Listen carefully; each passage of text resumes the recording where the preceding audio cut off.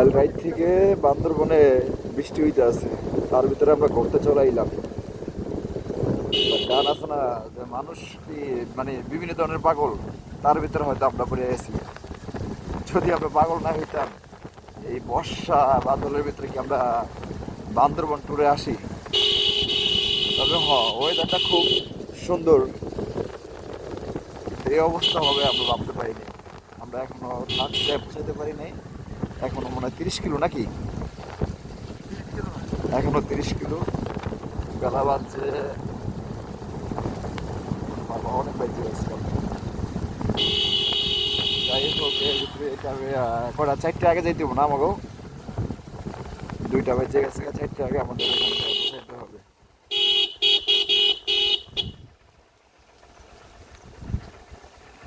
weather কতটা খারাপ,